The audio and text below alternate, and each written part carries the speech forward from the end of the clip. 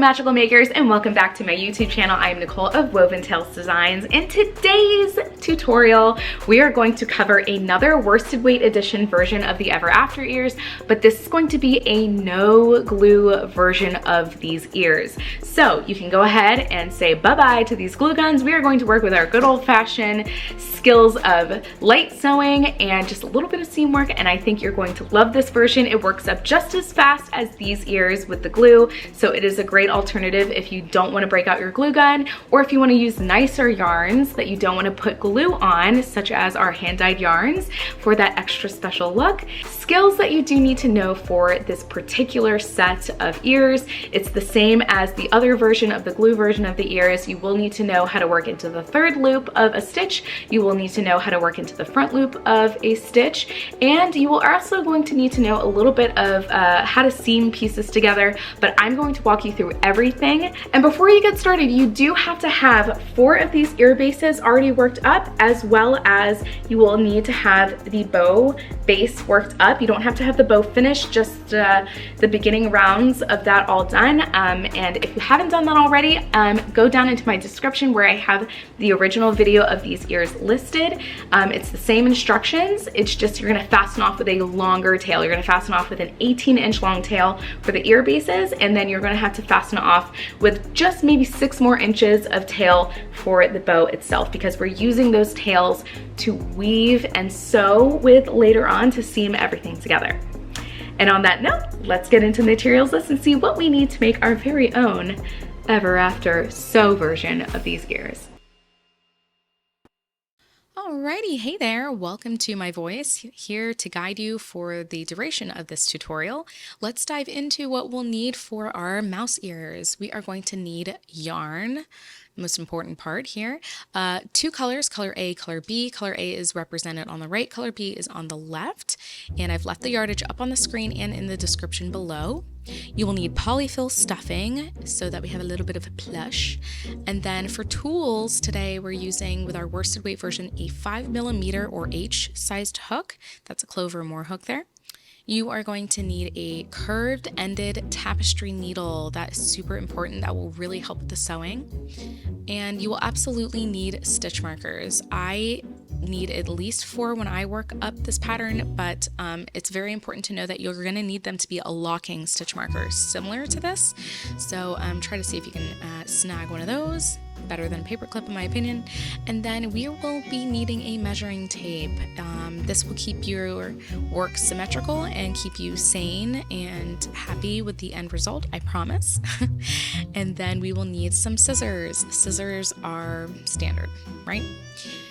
And now let's talk about those items from the original tutorial that we need to have pre-made. So you're gonna have to pre-cut 2 of those ear inserts, the foam ear inserts, and you absolutely can use cardboard if you want instead of foam.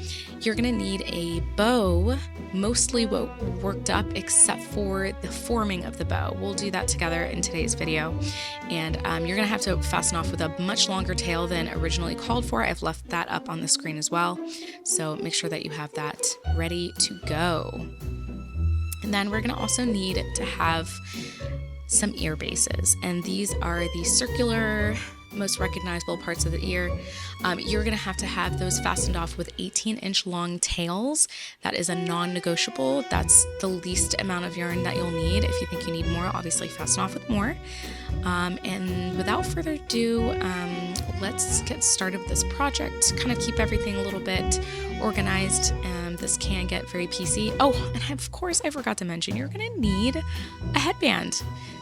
One that is 1 inch wide is preferable, especially for this pattern because we're crocheting the cover of it.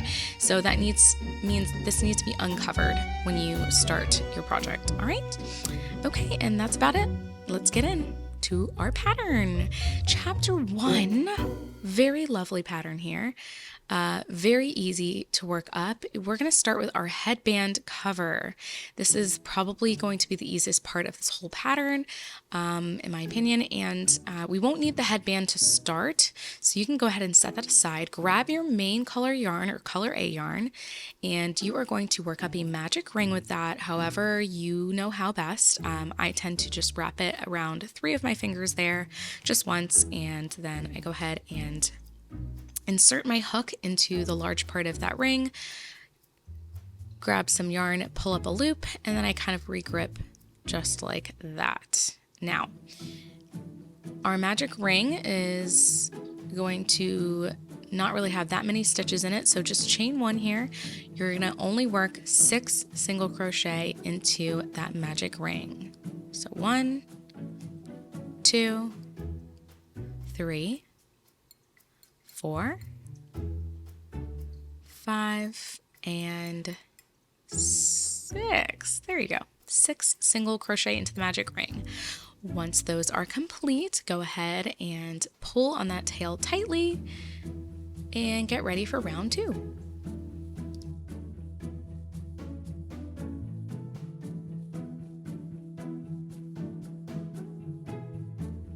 All right, and now we will work continuously from here on out. Rounds 2 and 3 are very simple. Use a stitch marker as needed here. You're going to see me cheat with my stitch marker a little bit later, so I apologize ahead of time. But all you're doing for the next 2 rounds is just working single crochet in the round.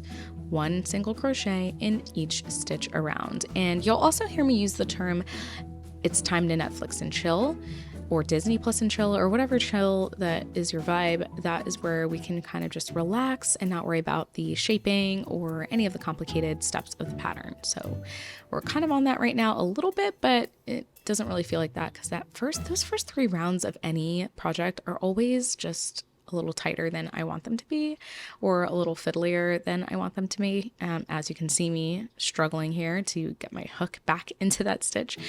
So as I'm working the first stitch up of the 3rd round here, it's actually a good practice for this part of this pattern. Take this time, since it's kind of like started to curl inside out here, and turn your work over, kind of pull up a longer loop so it doesn't unravel, and just tighten that initial magic ring tail and then knot it.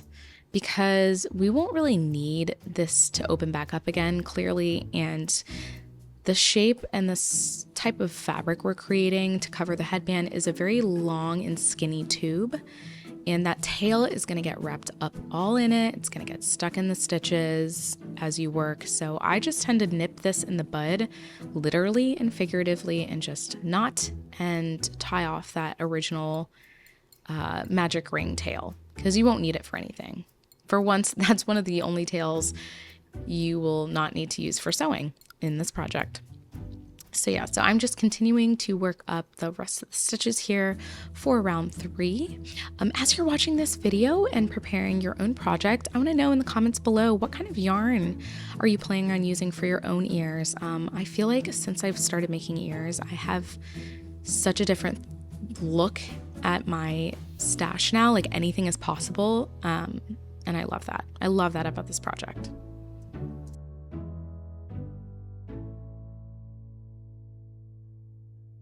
Alrighty, so for round 4, it is a pretty simple round. We are putting an increased stitch into that first stitch of the round. So 2 single crochet into the first stitch, continuously move your stitch marker as you move around here. And then you will work single crochet 5 after that. So just increase in the first stitch and then single crochet into the rest of the stitches. And that will give you 1 extra stitch for a total stitch count of 7 stitches. And I just have to do a quick apology here. My camera did not like this yarn. I love this yarn in Blush Sparkle. It's a metallic yarn, hence the shininess, and I won't be using this in the future, but I already filmed the whole thing, so I'm just gonna work with what I have, but I'm pretty sure you guys are smart enough to know what I'm doing. All right, go ahead and Netflix and chill then for the next 10 rounds and with only single crochet, and I'll see you in a little bit. Okay, as you can see here, I'm a little bit naughty with my stitch marker. I don't move it up for every round when I go to Netflix and chill. That's just me, but I visually can keep track of my projects this way. Don't do that if that is too much for you. Don't follow in my naughty footsteps here. So for round 15, we are going to work just a an increased stitch into that first stitch of the previous round, and then you'll work single crochet into the next 6 stitches, and that will give us a grand total of 8 stitches for round 15. Pretty simple, pretty similar to round 4, where you increase in the first stitch and then resume regular single crochets all the way around. And after this part, we will have an even longer Netflix and chill moment, and you'll get to see how long this tube gets. It can be kind of fun looking. But before we get to that, I kind of want to show you exactly what we're doing here. So we're just working on creating just a couple increases. The headband is for me, my headband is tapered. I've worked with a lot of styles of headbands in my mouse ear making life, and I'm just going to show you here what it looks like already with these 15 rounds complete, how much we're covering here as I slide that on. So there we have it. There is that bit of the headband covered. So our Netflix and chill moment here is going to take us all the way back around to the opposite part of the headband. So work that up, and I will see you guys in a little bit.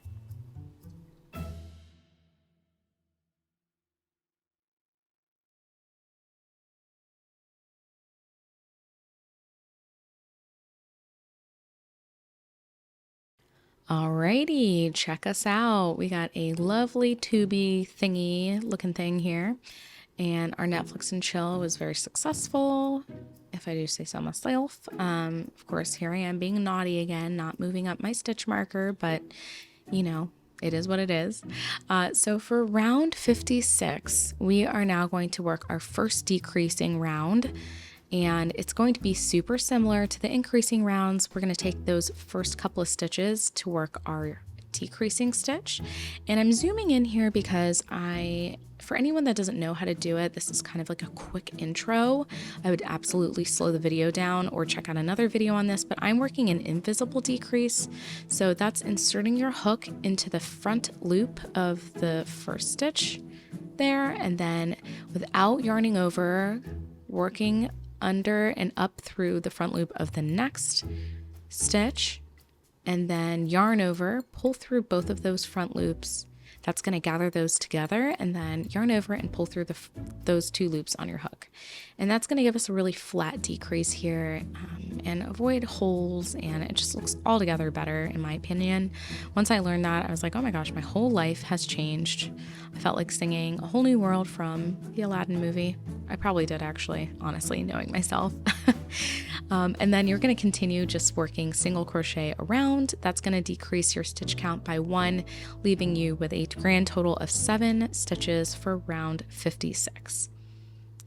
And after this, we have a pretty simple life again. We are going to work another 10 rounds of single crochet, so that it will be a mini Netflix and chill moment, and work that up, and I will see you in a little bit. Alrighty, here we go. We have a lovely extra length here. So what we're going to do here is we are going to go ahead and gently, my yarn here is not being agreeable or stretchy at all. Once again, this is not going to be a yarn I use in the future for any tutorials because it's actually almost slightly thinner than a usual worsted weight yarn, and it's just not flexible. So here we go. It's going to look like you still have so much length to go here. But what we're going to do is to kind of make it easier on ourselves to finish up these last rounds of crochet, you're going to go ahead and overstretch that fabric so that it hangs off of the tip of the headband there. And so you have something flexible to crochet with, because I'm telling you, I've tried this without doing it and it was such a hassle. And it's okay because you can shrink back the fabric and work it up and it will look so much easier. Okay, so here we go. That's overstretched. Let's work up the last rounds of this pattern.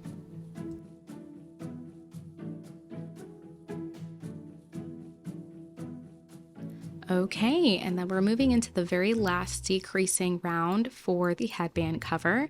You're going to work a decrease into the first couple of stitches there, and then you're going to work single crochet into the next 5 stitches. So this is similar to the other decrease row that we did, just decreasing across the first 2 stitches and then single crochet into the rest of the stitches of that round. And that will give you back to our original stitch count of this headband cover, which is 6 single crochet stitches.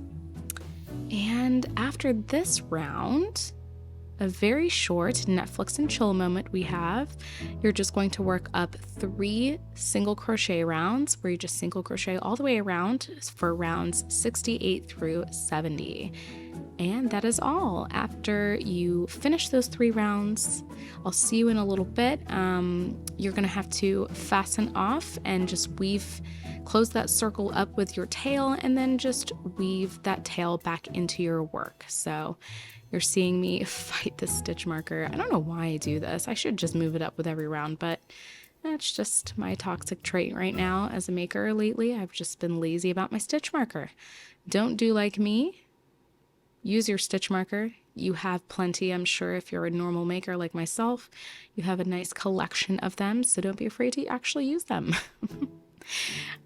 Yes, and once again, thanks for hanging in there so far with me. Sometimes it's not an exact science figuring out how to film these videos, and the headband does make things a little awkward, so that's why you see my camera kind of go in and out because of the height of my project and the background. Surprisingly enough, the background actually makes it easier for me to film because it kind of aligns with the grid of a editing frame. So yeah, so here we go. Get to the end of round 70, fasten off, weave in that end, and then redistribute that fabric once everything is weaved in and closed up so that the fabric of the headband cover is equally distributed across the span of the headband.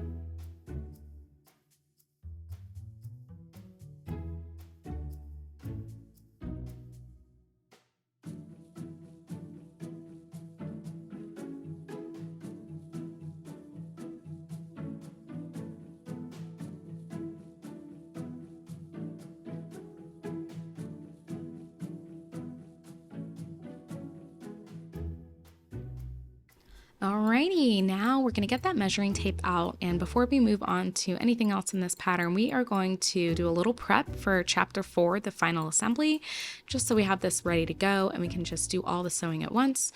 So in order to do this, you are going to need to do one side at a time. And excuse me as I trim away a tail that I thought was hidden in there. And you're going to see why these locking stitch markers really help us out in this part of the pattern.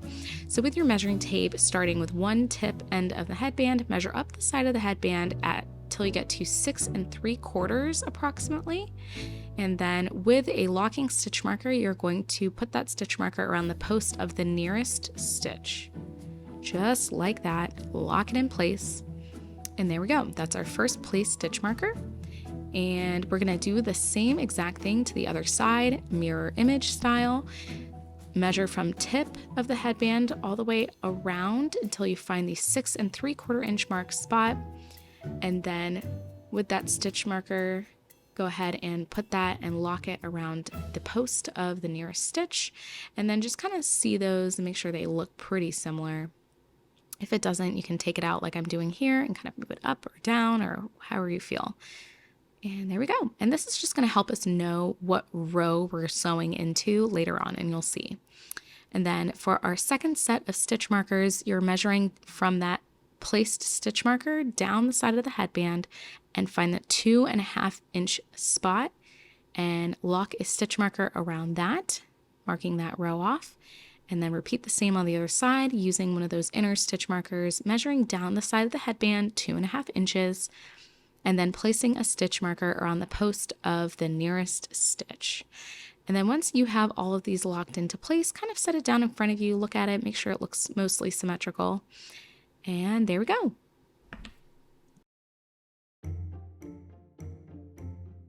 All right, chapter 2 of this pattern for the video side of it is going to be pretty simple. I'm just going to take that pre-made bow that I had you do before getting into this tutorial, and we're just gonna together weave in that initial foundation tail. Excuse me, I cannot speak today. And doing this is just gonna allow you to make the bow wraps a lot faster, and you won't have to weave in all the ends at once. Then once that is woven in and out of the way, you're going to find all of those chain to skip to sections of your bow, which are usually in the end and the beginning of every round, but we're going to rotate them and collect them into the center of the bow now. Once those are lined up, just like that, you are going to turn your bow around and then go ahead, get that tail ready for some wraps. You're going to pinch the center of the bow together and then take your very long tail and start making wraps around the center of the bow. You can do these as tightly as you want. I would not do them loosely. It will give you a headache later. And as a rule of thumb for this particular bow with this weight of yarn, I usually do at least 30 wraps, 25 for the kid size bow, just because, you know, it's not as big. And when you have the amount of wraps that you like or prefer, finish your last wrap in the back of the bow. You should at least have a 12 to 18 inch long tail that will be used for sewing later, very important. And then without letting that unravel, flip the bow over, hold that tail, and then get your crochet hook, and we're going to insert the crochet hook underneath the wraps that you just made, just like that. Careful not to go through any stitches. Loosely yarn over and pull that yarn underneath all of those newly made yarn wraps, just like that. So now you have a loop pulled up from underneath those wraps. Yarn over and pull through that loop on your hook, and then one more time to fasten off, pulling that tail all the way through. And then this part is always so hard for me. I don't know why, but go ahead and tighten that so it becomes a nice, neat knot on the back of your bow. And that is all finished up. And so once you're done with that, super simple, just flip it back over, kind of work on that fabric so it's a little more fluffy, it's evenly distributed on either side. And if you didn't interrupt any of the stitching in the bow, you should easily be able to just pull that fabric as much as you want. And there we go, there's our bow. So cute.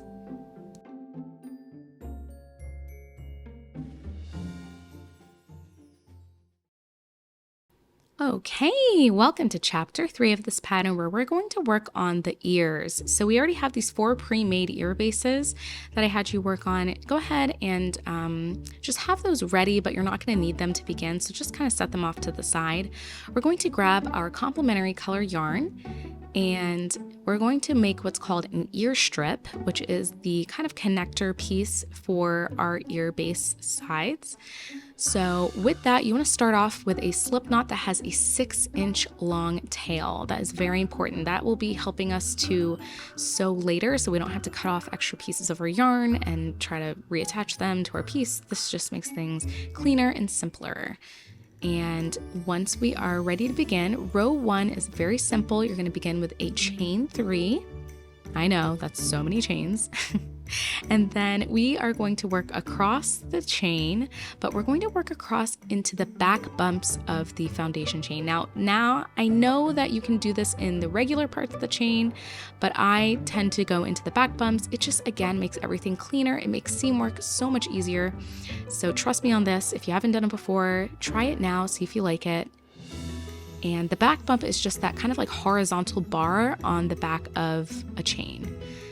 Going into the second chain from the hook, work a single crochet, and then into the last chain from the hook, another single crochet. Again, both into the back bumps. If you're uncomfortable doing that, don't worry about it. Do them as normal, and then chain 1 and turn your work, and that is completing row 1 of our ear strip. And row 2 is very simple. It's our row repeat. From here on out, you're going to work single crochet across, chain 1, and turn. And you are going to work this for as many rows as you have stitches in your stitch count for that last round of the ear base. So the adult version, it's going to be 42, and then the child size version, you're going to do 35. Yep, so we're going to do 42 rows of single crochet across, chain 1, and turn, or 35 if you are working the kid size, and that's about it. This is the easiest part of the whole pattern, I promise. The next part, a little trickier, but we will work that slowly together, so never you fear. Woven Tales Designs is here.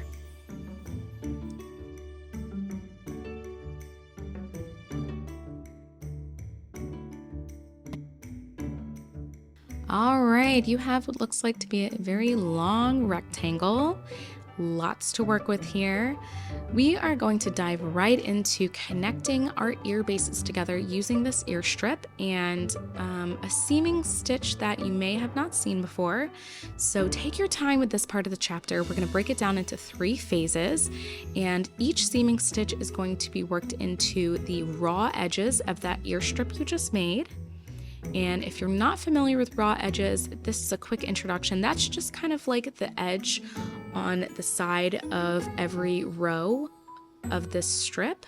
It's kind of jaggedy, but it's pretty consistent. It should be pretty consistent as long as you chain 1 and turn. And then you'll also work into the 3rd loops of the half double crochet stitches from the ear base. So that's the top of the stitches. Looks like regular V's. And then the 3rd loop is found on the back side, wrong side of your ear base, and that is that horizontal bar. So notice that when you go through it, you're not going through the top of a stitch, but it is going to bring the tops of the stitches forward, which will result in actually a very clean edge when we go to join. So go ahead, reinsert that hook. You're still chaining 1 at the end of that last row. And to begin our seaming stitches, I'm going to go nice and slow for these first couple of them so you can see. You're going to, every time, always insert your hook first into a raw edge. So the next one here, I actually use the place that the last stitch was made as my first raw edge. I usually go with kind of like the bumps of what I see on the edge of the ear strip. You're going to pick up your ear base, and then you're going to locate the first half double crochet stitch. Have the right side of the ear base facing you. That's very important. Don't go into the chain 2. You're going to locate that 3rd loop or that bar on the back of that stitch. And the easiest way to do this with this first one, go from wrong side to right side with your hook through the top of the stitch, and then kind of hook underneath, like you're going back out the way you came, and that should catch under that 3rd loop. So you can see it easier than I can explain it, but there we go. Put your hook into that with that raw edge still on your hook. So we got 3rd loop and a raw edge on our hook. Pick up that yarn, just like so. You're going to grab some yarn over ever so slightly here. And here you see me kind of dance with the yarn because I'm like, wait, which way do I yarn over? And then you're going to gently pull that yarn through the 3rd loop first. Regrip if you need to, and pull that through the raw edge that we had first inserted our hook into, and then lastly pull that through the loop on your hook, and that technically is making a slip stitch, but our slip stitch is connecting two pieces together. So we're going to repeat that. Insert your hook into the next raw edge, which is the next kind of like open hole that I see, which looks like the place that the first stitch was made in the bottom round there. And then insert your hook into the next third loop of the next stitch. Should be easier to find this time. Just like that, yarn over, pull through the third loop, pull through the raw edge, and then finally pull through the loop on your hook to complete that seaming stitch.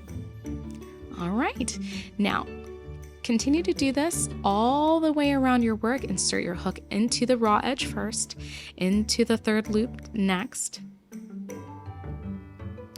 Grab some yarn, pull through the third loop, pull through the raw edge, pull through the loop on your hook. Amazing. Look at that, that looks so great. Now, again, if you're a little wary of this method, you could technically work into the back loop of the half double crochet stitch, but I really would advise against that. This creates a very beautiful, seamless, clean look. You'll see with the finished product later. So if you just kind of want to watch what I'm doing first and then see what it looks like afterwards and then test it out for yourself, by all means. These are your ears. This is going to be a learning challenge, but it's not impossible, I promise you. And as you join these pieces together, the ear strip is naturally going to curve with the circle shape of the ear base, and your last seaming stitch will work into the last stitch of the ear base, but don't work into that chain 2. That's very important. The chain 2 is really just there to kind of like use for sewing later to kind of tack down the corners of our ear base. And the last raw edge is going to be, and again, I apologize, my camera is not really in love with the yarn that I chose. The last raw edge is going to be the actual bottom of the foundation chain that we had from row 1. And there we have it. I'm going to do this last seaming stitch with you here so you're not entirely alone. So here I am. I'm going to insert my hook into that. Those are what the unworked loops look like when we work into the back bump of our foundation chain. So that becomes a really clean edge for us to use. And that's why I love doing that method of working to the back bump. So insert your hook into that last raw edge right there. Insert your hook into the last third loop, not the chain 2. Pull through both of those places and the loop on your hook. And now we go into phase 2. Chain 1. You're going to go ahead and work a slip stitch into that same space that you worked the last seaming stitch into. Then you're going to slip into the next raw edge, which is the next set of unworked loops from row 1 of the ear strip, chain 1, and rotate your work. There we go. Phase 2 is really easy. I promise. That's the easiest part of this whole situation. Okie dokie, so grabbing that second ear base, phase 3 is literally the same thing as phase 1. However, we're working with the second ear base and we are working now along the right side of our ear strip on the raw edges. So to start off our first seaming stitch, we're gonna insert our hook into the same place as that last slip stitch that was made in phase 2. You're going to locate the first stitch of the last round of the ear base and get into that third loop from that first stitch. There we go, just like that. You kind of saw my little trick there again to catch the third loop. Just that first one is always like a tighter stitch, I find, so that's why it's sometimes a little hard to find. And then pull through both of those and the loop on your hook. Same way that we did it with phase 1. We're just working down the other side of the ear strip. And the other side of the ear strip is gonna look slightly different, but as long as you're consistent in going into each next raw edge, you should be fine. So again, work along, joining those two pieces together. And this is gonna be fun because once it's done, it's gonna kind of look like a little pita pocket. And it's pretty cool actually. The seaming stitches kind of create this ridge that our structure of our foam insert kind of rest against. And that was actually a happy accident when I designed this. I did not plan for that. It just happened that when I went to create the seaming stitch method, it was just like super lucky that that became a bonus of this technique. All right, so I work those up all the way around and I will see you for the last stitch.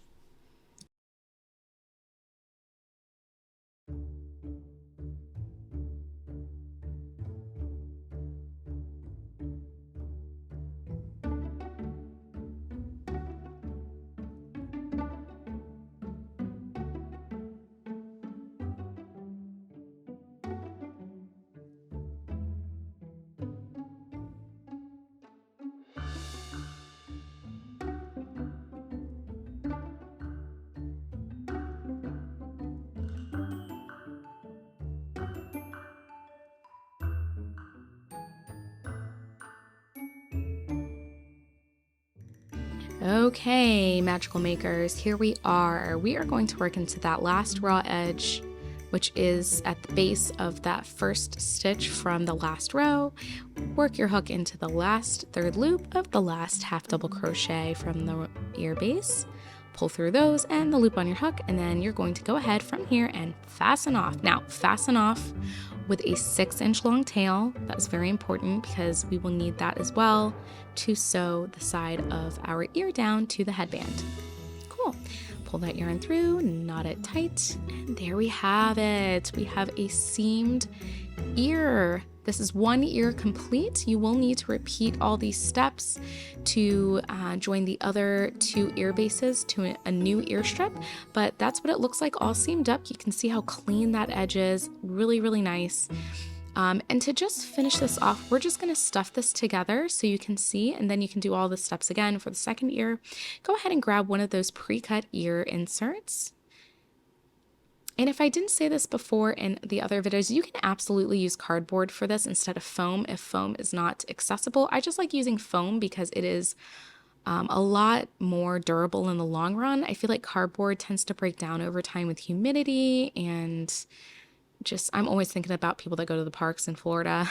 That humidity is nuts. So I just easily slip that on inside. You shouldn't see any of the pre-cut foam sticking out. And then I take some polyfill and I lightly stuff the ear on either side, or on both sides, I should say, of the foam. And less is more here. Surprisingly, this can get pretty overpacked. So this is just personal preference. I do a little bit at first. I kind of pull the polyfill apart and then I kind of layer it in flat pieces on the inside. That's my usual technique, but it is not necessarily the best technique. It's just what I do. So go ahead and stuff the other side. Da, da, da, da, da. I hope you've been enjoying this so far. If you have, please let me know in the comments down below. Would you be someone getting foam, or would you use cardboard? Can you think of any other materials you can use as an ear insert? I'd love to know. And there you have it, all done. Yay! So cool looking. I love it. I love it.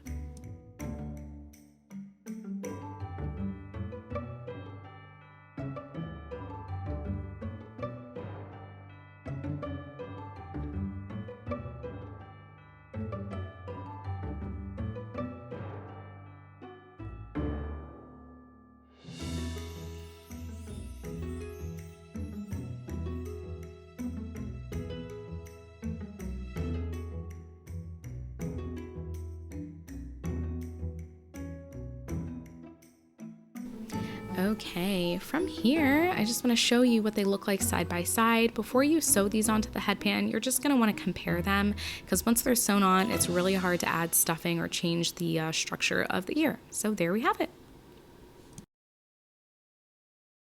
Congratulations, you have made it to the very end of this pattern, the last chapter, the final assembly. We are now going to go ahead and begin the sewing process. So you're going to need all your parts ready to attach at the ready here.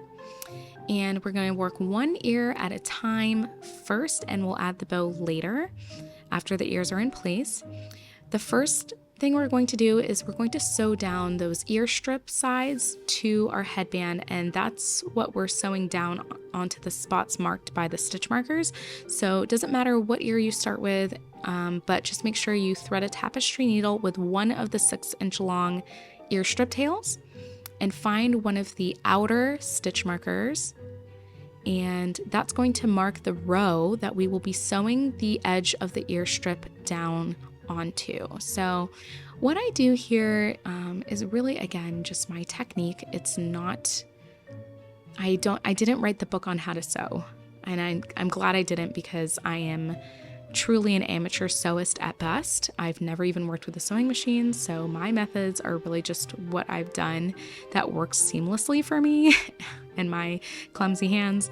So I'm just working like a couple of loose stitches into the headband, then back into the bottom edge of the ear strip, which again, this is why I like using the back bumps for the foundation chain of the ear strip, because then you have something you can visibly see to work into. And then I tighten those stitches, I remove the stitch marker, careful not to overly sew over top of that because you can break them. Actually, I have broken a couple in making this video. And then you're going to continue to sew down that edge as much as you'd like. There really is no right or wrong way to do this. This is just what I'm doing. So if you want to watch what I do first and then kind of do it yourself, it's up to you.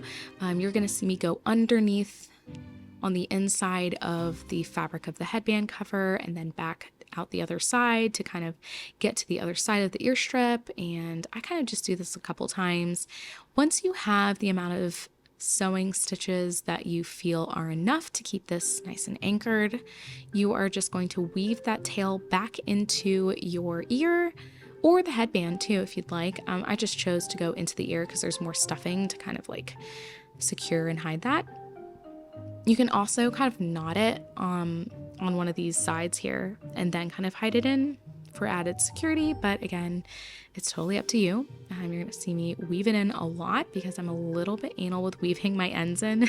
I don't know what's wrong with me. Maybe I just have PTSD from when I was like a new crocheter and I didn't know how to weave in ends well, so like I barely did it, and then everything came out when I wore my sweaters and my scarves, and it just looked a hot mess all the time. And once you are good with that, you snip off the excess just like that. And you are going to repeat that same process with the other tail that we have from the other side of the ear strip. You're going to attach that down onto the inner adjacent stitch marker. So that same side of the headband with the 6-inch long tail from the other side of the ear strip, same ear. We're working one ear at a time. I promise it will save you a headache later. And again, just remove the stitch marker as soon as you can, because I'm not kidding you. I think I broke 3 stitch markers doing this. Now, these are like cheap plastic stitch markers I got, I think, with like a magazine subscription that I used to have. It was like a crochet magazine subscription. It wasn't like a small business shop, so I promise I'm not trashing any small business owner. I just got these and I think they were like a freebie, but I swear by the locking stitch markers. I never really understood their value until I started working projects like this. My style as a designer, I do like seaming things together, so be forewarned if you ever work patterns by me in the future.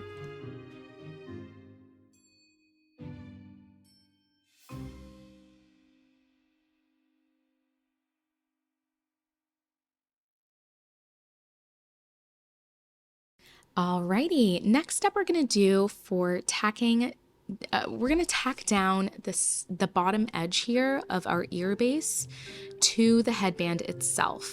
This is, I swear, the one thing that kept me sane when I was like, okay, if I were to create a sew version of these ears, how am I going to keep my brain from losing its mind with things not being symmetrical or even? And I didn't want to have too many sewing stitches on one side and not enough on the other.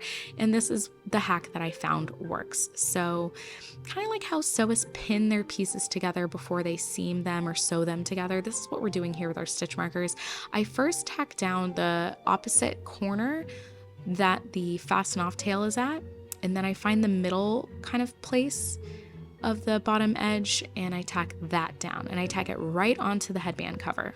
Simple as that. And then it kind of stays in place, so I don't get a little so happy with one side and then I realize I use up too many stitches on the bottom edge of the ear base. And essentially what we're sewing down here is the skipped stitches of the last round of the ear base. That's why we skip them, so we kind of have this more of like a flat edge to work with. And this is what we glue down in the glue version of this. Again, there's no wrong or right way of doing this. I kind of take my time just in the beginning with the chain to slip stitch part of the ear base on the corner here, just because this is where you can get a bigger hole and stuffing can come through. So I kind of just take a little extra love into sewing this down onto the headband cover. When I'm sewing the edge down, and I don't know how easy it is to see on your computer here or phone as you're watching this, but I don't like for the bottom edge of the ear base to hang over onto the inside of the headband. I want it to remain flush with the side edge of the headband, and that will really help with a clean, polished look. I know that a lot of people don't like to do sew projects because they can end up having such a varied and homemade look, but I promise you, if you just take a little bit of extra time with this bit and carefully, and if you need more stitch markers here to tack the side down, by all means do so.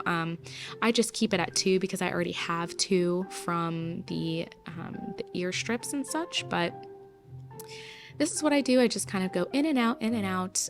If you're using variegated yarns and you're getting some color changes peeking through in weird places, I would recommend that you just kind of work your tapestry needle into the inside of some stitches from the headband and then into the inside of some stitches from the bottom edge of the ear base. And that will kind of, almost like if you're weaving in your ends, kind of hide the evidence of what you're doing. And as I reach the end here, again, I'm taking extra love with that chain to slip stitch bit in the corner. And be careful and wary of your stitch marker, because you can also, again, break it by over sewing around it. And gosh, you see my tail like catch on the other side of the headband, my goodness. And then remove it as soon as you can, and there we have it. And that's essentially what I do to it, kind of sew down the side bottom edge of the ear base. From here, you can choose to either weave your end in, or you can go back the way you came with some extra sewing stitches if you see there's some gaps. You know, honestly, this yarn, please don't use this yarn.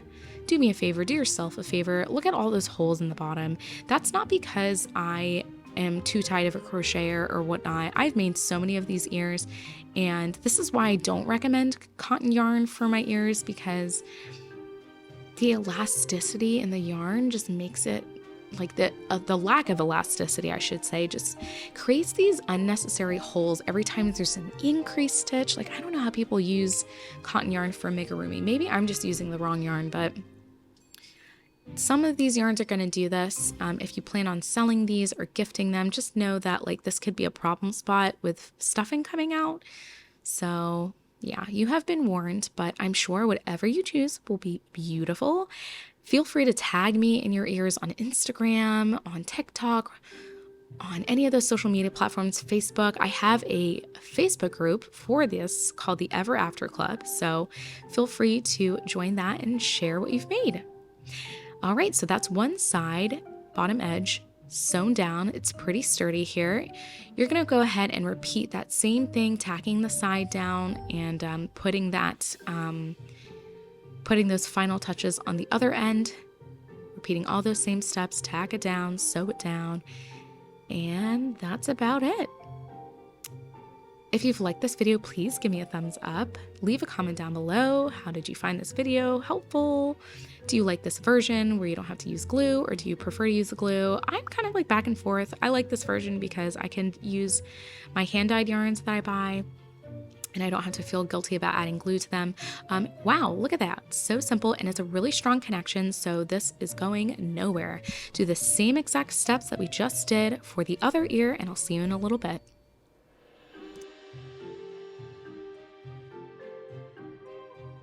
And something else quick to note here, when you wear your headband, those ears are going to kind of slightly go in a little bit, so the space between them is going to get a little bit smaller.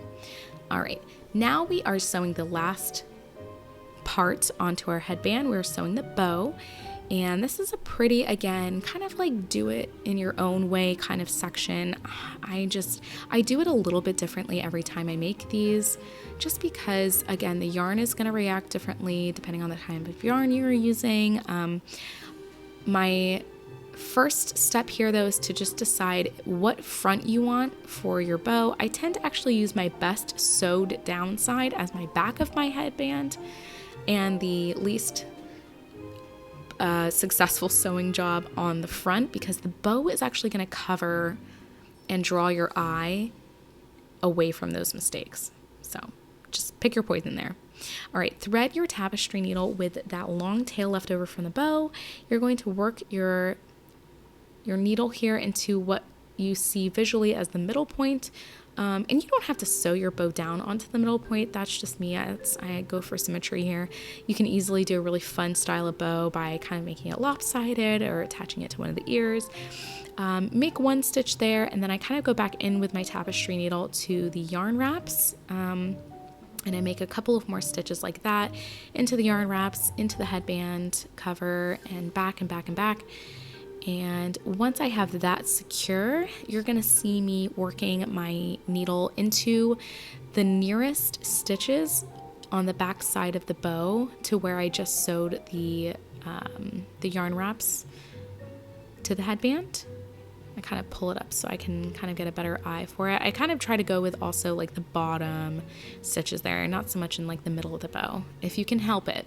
This part's a little fiddly, but I find going through that stitch really, really helps. So I go from like inside to outside of that stitch, and then I work into the following place next to where I was just working a bunch of sewing stitches, just like that.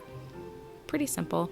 Again, this is why that curved tapestry needle comes in handy, because you're really able to kind of work in there without stabbing yourself or kind of going into some weird stitches that you weren't planning on. And I just repeat this all over as many times as I think I need to. And I'm just going to give you a little precursor narrative here. Once you're done sewing this bow down onto the headband, in this part of the ears, something I like to do is tack the top of the headband, or sorry, tack the top of the bow. Oh, here we go. You're seeing me do it now. I fastened off whatever I was sewing because I was satisfied with it, and I tack the back upper part of the bow onto the ear itself on that same side. And I'm doing that because one of the best pieces of advice that I got from one of my testers, actually back with the original pattern, is that when people were wearing these bows, or excuse me, these ears to the parks, they found that the bows throughout the day, because they weren't tacked onto the headband, ended up getting droopy. And I think it's just because the crochet fabric is a little more susceptible to weather. Again, they were in Florida. It is so humid. I live here, so I should know. This place is like crazy in the summer. And if it's not your humidity, it's just, if you happen to go to any of like the parks that have like water anywhere, like Animal Kingdom has like some water areas, like you're just gonna get, unfortunately, a lot of like moisture onto your ears. So just keep that in mind. You don't have to do too much to tack it down, just maybe like 1 or 2 stitches, and then kind of weave it back into your work. And that's our bow finished. I hope you like it. Give me a thumbs up, please.